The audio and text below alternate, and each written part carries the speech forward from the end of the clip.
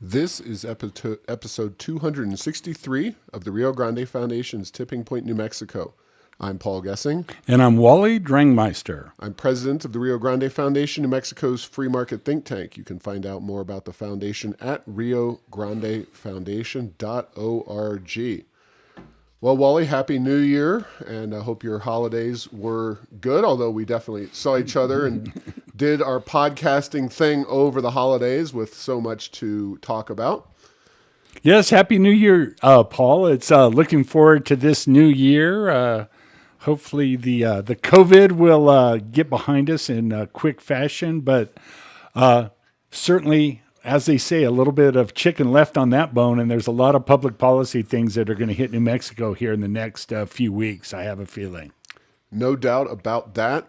And just so folks listening can get an idea of what we are doing in this particular show, we are going to discuss a little bit about what happened since last week. Of course, that is the function of this particular part of our show, and then give a little preview, some interesting questions, thoughts, concerns as we head into 2021, and where is this whole COVID-19 thing going to take us?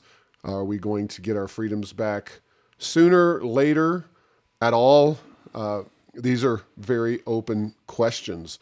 And we'll start with a story from Dan Boyd and Dan McKay. Those are the Capitol reporters there at the Albuquerque Journal.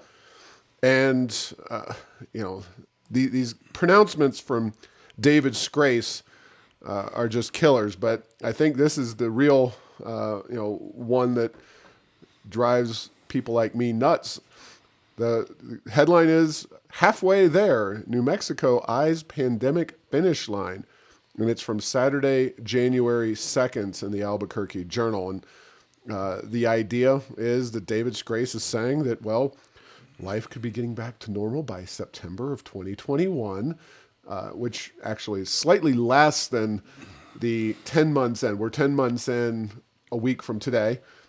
So 10 months in would be the end of October, but we'll take what we can get. Yeah, exactly. So I guess aside from whether this is in fact reality or not, what's your reaction to this kind of statement that we're only halfway to the finish line when it comes to COVID-19? Well, first of all, given what we've seen over the past 9 or 10 months, you certainly do not want to discount the fact that unfortunately could be true. And, as we've talked on the podcast a little bit and started to talk about more and more, some interesting things happen. The vaccine was going to be the rapid savior, and once we have a vaccine, everything's good. Well, funny thing happened on the way to success is a lot of people don't want to take the vaccine now. So what does that mean? And then, Dr. Fauci at the national level originally said something like 70% of people would need to be vaccinated for this thing called herd immunity. Then he said, well, I really was saying a lower number. It's really 90%. And so with kind of misinformation like that, it's really tough to know what to believe, things that are going on. But we've gotten off to a slow vaccination start, and right now in a few places, including the Capitol building and the governor's mansion in Santa Fe, it doesn't look like there's any indication that they want to let go of this incredible power they've amassed to do things that, frankly, haven't been very effective. You look at the numbers across the country and across the world. The strictest shutdowns don't tend to correlate very highly with the best results with the COVID. Why is that? I don't know. There's lots of reasons. I'm sure there's lots of theories about that, but I'm very concerned that he may be telling the truth, that it could be well past the summer before things get anywhere close to approaching normal. I hate that I have to say that, but that's kind of the feeling of my gut right now, Paul. Yeah, and as we move forward into 2021, we'll see if this indeed holds true, uh, as we move forward in this podcast, we will discuss some of the specifics of what a September return to quote unquote normalcy could mean. But it's safe to say that, given that we really kicked this whole situation off in New Mexico around March 11th, that means that events that took place that were canceled from March 11th through the end of September will be lost for 2 years in a row. And, you just think of, well, Albuquerque Isotopes as one entity. You think of school kids. Well, certainly that looks like you're confirming that we won't have in-person school through the end of May, at least, maybe back to school by August. Well, that's very much an open question based on these kinds of things. But we're going to talk about that in a few minutes. And I know it's pretty depressing stuff, but I think when you get these statements, you have to try to analyze them, because they really do a terrible job of explaining this is how we are proceeding. Yes, we have this red, yellow, green rubric that's county by county, but we've already seen that they've clearly made mistakes, like the 75-person threshold at the big box stores. They went back and changed that. Are we going to be dealing with restaurants closed in-person dining for many months ahead of us? Yes, we hope that we get out of the red. We hope we get to the yellow and the green and beyond that. But where is all of this going? Will Cliffs Amusement Park be open here in March as they hope to reopen as the weather starts to warm up? So, and another just a detail: businesses like Cliffs Amusement Park, restaurants that primarily rely on in-house dining. Will they be there? Can they last till September? Are we going to see just ever greater numbers of businesses going out of business in the next several months, if that's indeed the case? no doubt about it. Well, let's address something that very relevant to a lot of the conversations we've had on this show. It's a article from the Albuquerque Journal, an opinion piece penned by three liberal state senators, three Democrats, Bill Tallman, Liz Stefanik, and Antoinette Cedillo Lopez, who, by the way, would seem to be at least one of the front runners to take over Deb Haaland's congressional seat. As you may recall, she ran in the primary against Deb Haaland and narrowly lost to Haaland.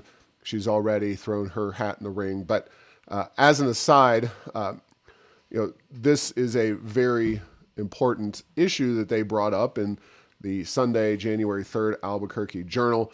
The Energy Transition Act needs fixing. Now, no, tell me no. No way. No, that could not happen. Now, this is, if we were to write an article with the Energy Transition Act, we would say the Energy Transition Act needs killing, or elimination, or total revamp. But the fact that you have these, liberal progressive Democrats who supported the Energy Transition Act. Now, just as a refresher, Energy Transition Act is also known as New Mexico's Green New Deal.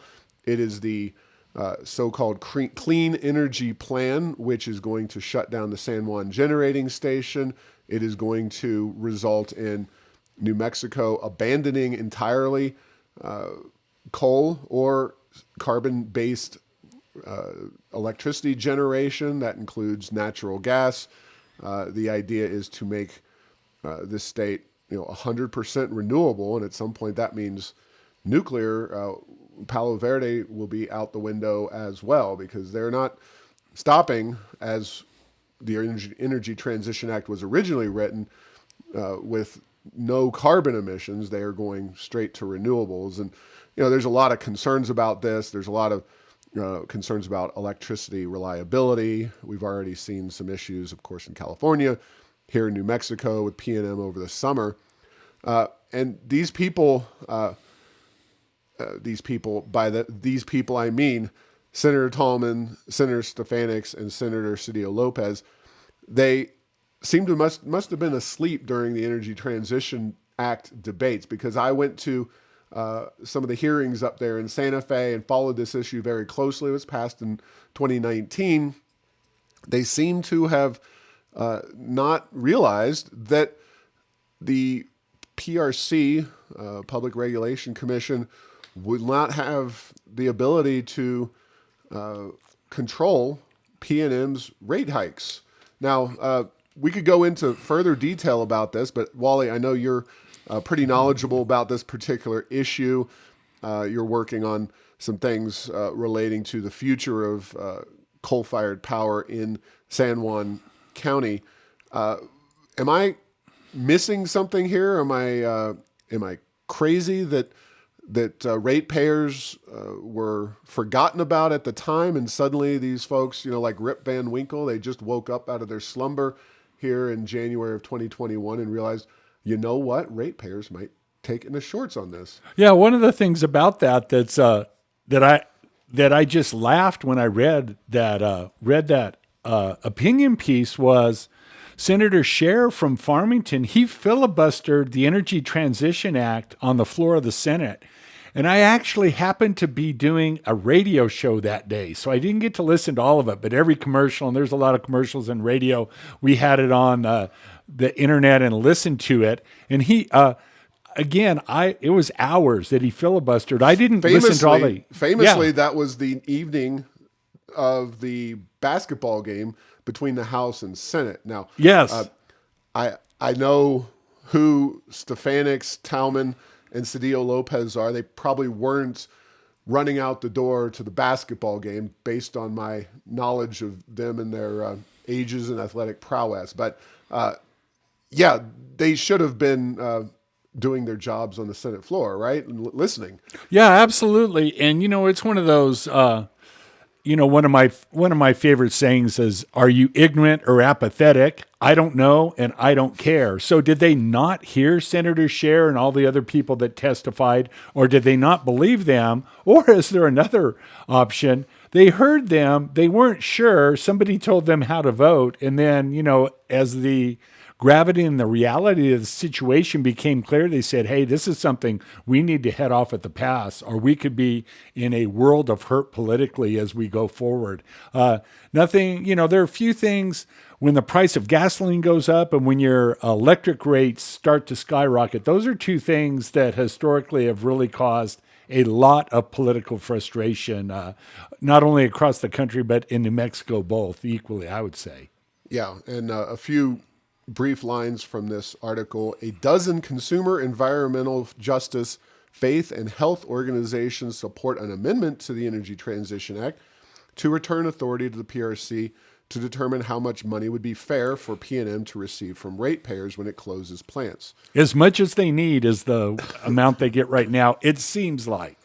And then furthermore, they say the ETA should provide both environmental protections and consumer protections. It succeeds in the former and fails on the latter. The ETA is the only securitization law in the country that forbids regulatory oversight. Now, I recall, I'm not going to rehash the whole Energy Transition Act situation, but New Mexico does not have a consumer-based organization advocating for utility ratepayers. And while I appreciate what the folks in the Four Corners attempted to do to keep that coal-fired power plant going, and we are largely simpatico, we were the only organization at the time really talking about what this is going to do to ratepayers. There was a third organization, the New Energy Economy, and I suspect they may be somehow behind this because they are left of left, for lack of a better word. And I mean truly, like Karl Marx may be too conservative for some of them, but they tend to want to drive P&M out of business and don't support, they want to see essentially just the electricity generation done universally on individual rooftops. And I don't know how it's all going to work. I don't think they know how it's going to work. No, no, but you make a good point, Paul, and I think that new energy economy views things that hurt P&M to be equivalent to things that they believe help the environment. So they really do not like P&M. That is absolutely clear. And I don't think they've come out and exactly said it, but their policies have sure indicated that it would not bother them in the least if P&M was driven into bankruptcy and a different structure in New Mexico were put forth to provide electricity service across the state. Yeah, and without reading too many tea leaves here, given what I know about new energy economy and at least Antoinette Cedillo Lopez and these kinds of folks, I don't think that they would go for what we advocated at the time, which was a cap on rates for PNM's customers. That would be the simplest solution. And if they believed that and wanted to go for that, they could easily make a very concrete, specific proposal in a much shorter op-ed piece. Not that this is a particularly long article, but they could certainly have a specific proposal put forth that they say we're going to do this. I just suspect that once you open up that Energy Transition Act, it'll be just another way to go after PNM. Not that we are, not we are supporting PNM and what they're trying to do here, but it's just interesting the dynamics of this political conversation and how the left really has gone above and beyond the Energy Transition Act here in now what'll be 2 short years. That's now considered too moderate for them. Yeah, absolutely. And, it is interesting. That is a great point is they raise the issue without providing a solution. They're just like, we need to do something generally about this. But they also, wasn't the word surgical used? Oh, we need to make some surgical changes to this, meaning we don't want to reconsider the whole thing, heaven forbid, because that would be blasphemy in the environmental progressive political circles, but yet they don't propose things that are very, very concrete. So there is much to be analyzed on that. But yes, a rate cap, and if so, how much of one would have been a way to go? And again, that was proposed loudly and longly by people in the legislature. Didn't get any traction. We will see if it gets traction this time.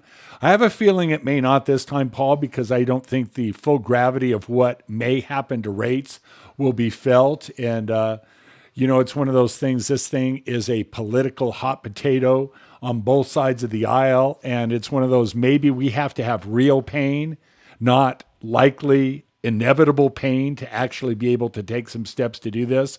But I don't know if it's when billions of dollars of additional stranded costs from additional assets are put into rate base without any review by the regulatory agencies, will that be too late to do it? So it'll be interesting. That will be a very interesting to watch in Santa Fe in our what shall we say, low information approach to, do we even, how are hearings going to work? How will people hear about it and weigh in on these issues? It just brings to light some of the weaknesses of that when you have complicated issues and not really good ways to air them in a public way, in the way that I believe our democratic republic was supposed to function. We'll see what happens on that. Yeah, and you're absolutely spot on about the impact of this new session style, which we still don't know the exact details of here. We're less than 3 weeks out from legislators theoretically convening in Santa Fe on January the 19th. And this is the kind of potential, I'll just throw it out there, potential strange bedfellows coalition that in theory could happen that will be all the more difficult due to this kind of remote virtual approach. I don't have the new energy economy folks on my speed dial. They don't necessarily contact me. Folks like these state senators can be somewhat accessible, but they can also be hard to track down. And if they don't know who you are, they're less inclined to be with you or return your calls. And it takes a lot of delicate conversations and agreements to have a coalition, especially a transpartisan left-right coalition. And really, we don't know exactly what the Energy Transition Act reforms that they are pushing here, because as I said, they didn't put them in there. So it just, in real terms, this is the kind of thing that makes remote legislating such a problematic situation. Again, back in 2015, Rio Grande Foundation worked with the Institute for Justice, which is a national libertarian organization, and the ACLU and the Drug Policy Alliance on criminal reforms, civil asset forfeiture reforms. And it's one of the great accomplishments of the organization. It's the kind of thing that is very, even tougher to do when you can't have that face-to-face time together with them or with legislators themselves. So it's a very brave new world, and it's going to be challenging. Yeah, there's this concept that deals like this sometimes get made in smoke-filled back rooms. Well, there are no smoke-filled back rooms for the legislators to meet, much less with other people that have a interest in this policy. And so, yeah, we will see what this means. It's not even clear right now what the scope and scale of legislation that they're going to allow in this session and take care of is right now. But there are issues like this by the score that probably need addressing here in New Mexico. And this is one of the first ones we get to talk about. I have my own list of 4 or 5 others, and I'm sure you do. But, will we make much progress on any of this? Or potentially even worse is because there's not a good opportunity necessarily for vetting and working on this legislation, do leaders in both houses just take it upon themselves, and we get kind of the federal style of the legislation where you have to pass it to find out what's in it? I certainly hope that isn't the direction New Mexico is going to go here in the upcoming 60-day session. Yeah, definitely agreed. And moving on, just showing again what a wonderful time we're living in here, Wally. My Christmas Eve church plans came into some bit of controversy here. Listeners of this show may be aware that I'm somewhat frustrated Catholic, and I really wanted to get full dose of Christmas Mass, or Christmas service, I should say, including those beloved Christmas carols. Went to the Calvary Church on Christmas Eve. Went to my own Catholic church on Christmas Day. But Christmas Eve, Calvary Church, and along with Legacy Church, wound up getting fined $10,000 a pop by the governor for violating the social distancing and various protocols. I'll just say that I thought Calvary Church did a very reasonable job. They separated rows.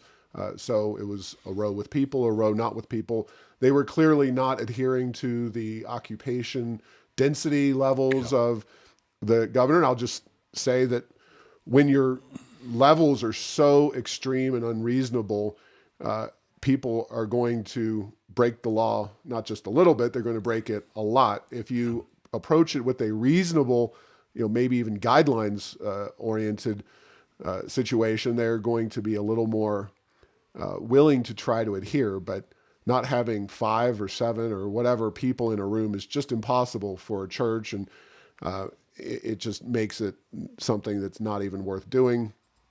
I personally enjoyed standing outside next to the outdoor fires they had, like little fires at the outdoor area by the church. Anyway, this is all fires of celebration, not of protest. Exactly. Yes. This is all a long way of saying that it's pretty shocking and appalling that the state has come down on these folks. Yes, they were breaking the law as written, but or as deemed. I don't know that these are really written anywhere. This is just the governor whenever she wakes up on the wrong side of the bed saying what she has to say. But I'm going to read a lot of this because I think it's very powerful from Legacy Church Pastor Steve Smotherman. This is his response. The governor of New Mexico told NBC, we were selfish. This is coming from a lady who made the sick and elderly stand in modern day bread lines just to get groceries. She called us selfish for having a peaceful protest to celebrate the birth of Jesus that people voluntarily chose to attend. Selfish. Legacy Church is a congregation of great people who during the COVID-19 crisis have given 21,952 packs of non-perishable food for Feed New Mexico Kids, $50,000 donated to the Veterans Integration Center, $175,000 donated to Make-A-Wish, helped eliminate $1.9 million in hospital bills for people in New Mexico, gave 750 masks to the city of Albuquerque employees, 708 meal boxes to the Zia and San Felipe Pueblo. I could go on and on, but it's a great statement. It's worth reading in its entirety. It's at KRQE under an article that they published about the churches being fined. And, it's really one of those things that government in the United States right now has gotten into the role of Santa Claus. We've got 2 trillion here, $100 billion here, another trillion there. What we're not accounting for is that this is all debt that at some point will either have to be repaid or it's money coming from you and me, the taxpayers. These church people are actually doing something out of their own pockets to help people around the state. And I think that makes them anything but selfish. Now, we could talk about the virus itself and whether these people spread the virus at all or not, and whether they're consuming precious hospital beds and all the various things. But it's definitely going to be litigated in court. It's already being litigated in the court of public opinion, and I just firmly come down on the side of the church folks. And I think while the judicial system is a worthwhile outlet for folks to try to come to some understanding or agreement, what I suspect is not far in the future is that these churches and others and other businesses are just going to do civil disobedience. Now, churches being churches have a special ability to gain public sympathy for their causes. And that could involve making police officers or state patrolmen physically remove people from churches. I think that is where we're heading here, thanks to Governor Lujan Grisham. I mean, it's been done in the past. Obviously, Martin Luther King and the civil rights struggle in the South did that kind of thing. I'm not advocating for it per se, but I do think we are moving in that direction here with our governor and her orders.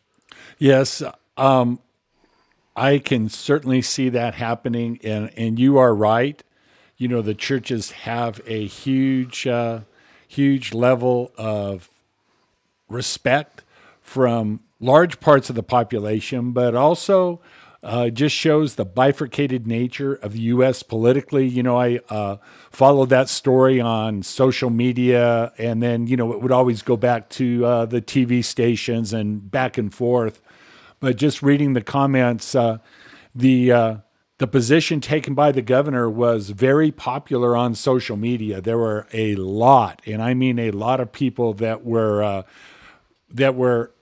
shocked that a church would do such a thing, and they were calling them out using the same language that the New Mexico Health Department used in terms of what they were doing to that. But yes, there is a lot of division, and church is just one other place that we get to be divided as a country right now. Yeah, and it just it's kind of like the old meme, one of the many you can be a communist living in a capitalist nation and be left alone and be quite comfortable. But good luck being a capitalist living in a communist country. And it's getting to that point with blue states and religious people. They are constantly being put upon and hounded to provide abortion coverage for healthcare and all kinds of different things that people of faith are suffering at the hands of blue state public officials. And, Austin, Texas does quite well, both economically, and they can have all their little liberal policies because they have a very strong economy as a result of good legislative policies in a conservative red state there in Texas. New Mexico is the opposite. We don't really have any, aside from, I guess, when we talk to Commissioner Dave Heil in Sandoval County, but folks on the right are really powerless in this state to try to live their lives unmolested by government policy and government rules and regulations. And yeah, look, COVID-19 is a real thing, but people's faiths are real things. Christmas is definitely a real thing. And just because the governor says that you can only have 5 people in an indoor space, except for Walmart, Target, other stores, or except for this, that, and the other, it's just not realistic to have that kind of adherence over a 10-month period. 2 weeks, flatten the curve, sure thing. But people are not going to give up Christmas Mass in a year where they've already been forced to give up Easter and make so many other sacrifices. I just find it hard to swallow, and I think increasing numbers of people of faith are also, and it's getting to the point where some fundamental disagreements on general red and blue lines are shaping up, and it's getting tougher and tougher for people to live amongst each other when they have those differing viewpoints. And I don't know how this is all going to shake out, but well, we're going to talk about it in 2021 here. Yes, we are. We're going to see. We'll have a real-time view of how things are going to be going on that. All right. Well, we're going to make this a bit of a lightning round because we've talked about a lot of these issues already, and there's not too much additional information to add in terms of what the issues mean. So let's start, obviously, with the legislative session. Pot legalization. Do you agree or disagree that this will happen? Paul, I think pot legalization, wait for it, will happen. Okay. I think it will pass. Thank you for that wonderful joke. And I'm not a pot smoker for what it's worth, but I do think it will pass. Now, state level mandatory paid sick leave. And I will give you a quote. This is from Mimi Stewart, state senator and now president pro tem, replacing, what's her name from down in Doñana County, the lady who... Mary Kay Papin, yeah. Yes. So Mimi Stewart was quoted in the Albuquerque Journal as saying that Democratic lawmakers should consider proposals such as mandatory paid sick leave and increasing the state's minimum wage, which, by the way, is now $10.50 an hour, heading up to $12 over the next couple of years. Now is not the time for austerity measures, Stewart told the Journal. Now is the time to ensure that people have money. So mandatory paid sick leave at the state level, yes or no? You think it'll happen? This is all not what Wally and I want. This is what we think will happen. Yes, I think that will happen as well. I agree. Raising taxes. It will be done with sleight of hand. Let me do my magic trick for those of you who are watching it. Here, the rings go. Yes, it will happen, but it will not be as direct, with the possible exception of a gasoline tax, a meager 1, 2, 3, 4, 5, 6, 7, 8, 9, 10-cent gas tax. Everything else, I think there will be a lot of things, but it'll be it will have to labor under the moniker of fees and charges and surcharges, et cetera. They will not call many things taxes, but yeah, I think there'll be some tax increases, but many of them will be called something else. I agree with you 100%, and I will go one step further and knock another item off of the list of things I want to talk about, which is Social Security taxes. I think they will throw a bone to people who want to see taxes on Social Security removed or eliminated. I don't think they're going to eliminate that Yeah, they tax. may cut it in half, or half of your Social Security isn't taxable. Yeah, I think they'll give some to folks on Social Security and add several taxes in other ways. It will overall be a revenue positive, aka a tax increase, but they will do something politically to try to look like they're helping seniors out while they're taking away from the same side at the same time. So, do we get a full frontal, if you will, attack on the oil and gas industry now that the energy transition? Well, we just talked about how they want to renegotiate that deal, but when do you kick them while they're down a little bit, the oil and gas industry, or just? I am going to break from my earlier predictions, and I think that they will rely on the regulatory forces to take a pound of flesh, continue. There may be, my prediction is, it's one of those, on all these, I could be wrong, certainly. I don't think there will be some legislation proposed, but I think that look for the Oil Conservation Commission, look for the Environment Department to come out with additional rules and regulations that aren't necessarily requiring additional legislation. I'm not going to disagree with you. We already saw Land Commissioner Garcia Richard ban the sale of fresh water to fracking operations. I don't pretend to know how huge of a deal that is. It's certainly one of many potential ways to make life a little less comfortable for oil and gas. And it may even be good policy in a drought-stricken state like we have here. But I do think we might see a push, a serious push, maybe even a successful push to increase royalty rates here at the state level. That's been a point of conversation in recent years. And royalties are basically a tax levied on the oil and gas industry. And I think we might see a direct attack. I don't think they're going to do anything relating to reducing the ability of producers to produce in New Mexico, not at the state level. But we're going to talk about President Biden in a minute. Yeah, and just before we leave that topic, keep in mind that royalty rates, there are leases out there that the royalty rates on state trust land has already been determined. So it can't be on those leases. It would have to be new leases, which I think creates a problem in that if you don't want any new leases, and the new leases are the ones that have the higher rate of royalties on state trust land, what does that do to the whole situation? So it's one of those. Now, you can increase production taxes, and production taxes would cover everyone. That would be the one that would get the whole oil and gas industry far and wide. I think that between those two, would they do it on state trust lands? Yeah, but it's going to be, in the short term, maybe more symbolic than impactful, just because, again, it would only apply to new leases and not the old ones where a lot of the production is happening right now. And those leases will continue to have drilling on them for years and decades to come. Fair enough. I think that's good analysis there. Tapping the permanent fund. I believe that they will, of course, tap the permanent fund for early childhood / pre-K, et cetera. I'd say yes, absolutely. I'd say they're going to do that. I'm not saying they should. I think they will.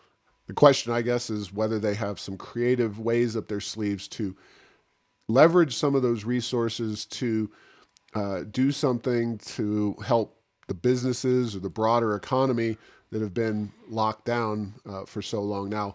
Obviously, we've been relying on Washington, D.C. for that kind of thing, but it would require some creativity. At one point, I thought that was likely to happen, or at least something that would be considered. With all the money coming out of Washington, D.C., I think the likelihood is less. Yeah, and then what's interesting about that as well, Paul, is that the state got to basically be the distributor down to the business level and the individual level in some cases of the federal money. So I think that took a lot of the pressure off of them. And a lot of people said, well, I got this from the state of New Mexico. And at some level, it came through the state of New Mexico, but they were federal funds. So I'm with you. I think that that will be a Washington thing. I'm not sure we're going to spend state dollars on that, at least this coming year. Yeah. Will the legislature pass some effective limits on the governor's power in an emergency? And, you know, I'm not going to ask you what they look like, but Yeah. I think the question is, can they get enough Democrats to put some reasonable restrictions on? And will the governor throw that word reasonable in there. I think the answer is no. Is there something that is symbolic and toothless? That's a possibility. Anything beyond that, I don't think it passes and the governor's forced to veto it. I just think it doesn't pass. Yeah, Now, if yeah. it's substantive and if it is a real review and it has some teeth to it, I just don't think there's any way something like that will pass in this coming session. Despite the fact that there is some frustration on both sides of the aisle, I just don't think it happens. So that's my take. Yeah, I saw Representative Eli. He's one of the few who have publicly on the Democratic side said that he would push for some kind of reform to the emergency laws. 60 days is the tripwire he was looking at, which obviously we're well beyond 60 days here at this point in New Mexico. But I suspect that's his starting point. It'll be negotiated. And if the governor doesn't like it, she can easily put the squeeze on Democrats in the legislature, at least enough of them that they will just stand down. So we may get something extremely toothless here, but more than likely, I suspect that they won't pass anything because the governor doesn't want to be seen in any way, shape, or form as overreaching by people of her own party. And if they pass anything at all, she will be inherently seen as having overreached in her COVID relief policies, which I suspect, and her followers on social media who are very active and people writing letters. And it's shocking to me how many folks there are out there and how even the polls that I've seen indicate that a lot of folks do support what she's doing. And I just suspect that there's not going to be enough votes. But this is something the Rio Grande Foundation will be working on very diligently in this session.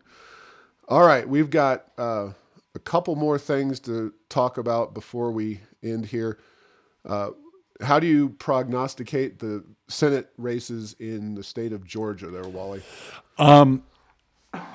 Absent any better information, I call them a toss-up. I've read publications on both sides of the spectrum, and the liberal publications tend to say that it'll be Democrats that win, the conservative, the ZR. So, frankly, I have no further insight on that. I will be waiting for those results without any expectation at this point. So if you had come to me right after Election Day, I would have said that that the Republicans probably win in a more conservative state like Georgia. But I've been disheartened in many ways by the president's performance, as well as just the infighting among Republicans and then the attorneys and all of this stuff. It has not been a good, we're getting on to a couple of months here since the election for President Trump or for Republicans in general.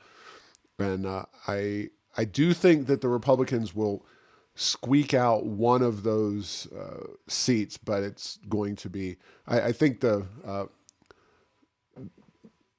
preacher will be the one that loses. And I forget his name right now, but I just think he's so far beyond the pale politically in his pronouncements and what he said and stood for. So Warnock is his name. And, those are some big races. All right. Well, we're really going into lightning round here. Kids back in school this spring. Before this spring, I should say, before the end of the year. Oh, before the end of the school Yeah, year? No. I agree. No. Unfortunately, no. Will cliffs reopen? Will we have an isotope season? No isotopes, no cliffs at the rate we're going. I hope I'm wrong. Believe me, I hope I'm wrong in both accounts, but no, I don't think either one of those happens because that would have to have a lot of progress before summer happened to have it work out. I tend to agree with you. I really hope that the governor on both of those is willing to yield a little bit, but she has shown no signs of that except for very limited. In restaurants, let's play month of the year. Do we expect that restaurants in Bernalillo County will be able to open up by, give me a month? June. June? Yeah, I'll say July. Yeah. And if I'm talking in person, the 25% inside, 25%, right? Yeah. So to get from that red to the yellow where you can have indoor dining is a very it's a big step from where we are now, and I think it will take several months. Again, hope I'm wrong. Hope it happens next month, but the trend isn't really positive on that. And when will the rail runner be back running? Now that one, okay, running with or without people. So I have a feeling the rail runner will actually probably not run until the fall, late in 2021. And who cares? Because no one rides it. And, it's one of those, it saves them money not operating the thing because it's such a operating loss leader. That one is not a big deal. But, okay, having said that, they'll probably open that up just as soon as possible. But no, I think that one's a late 2021. I think they think it's important enough that they will reopen it sooner than later. So I'll go with May. That they will reopen the rail runner. Okay, I'll take October, and we'll see right on that one. And in less COVID related, will Virgin Galactic launch space tourism flights in 2021 with paying customers? Paying customers. I am going to say no, not paying customers. Right. I think they will have some test flights, but I don't think they'll make it to the paying customer level. Definitely agree with you on that. So, all right. Well, folks, you can mark them down, lock them, and load them. That is what 2021 is going to look like, which, quite honestly, while I enjoyed my New Year's Eve celebration and was glad to see 2020 recede into the sunset, 2021 looks like it's going to be a hell of a lot like 2020, at least the first 6 to 9 months of it. And I'll just say it, that stinks.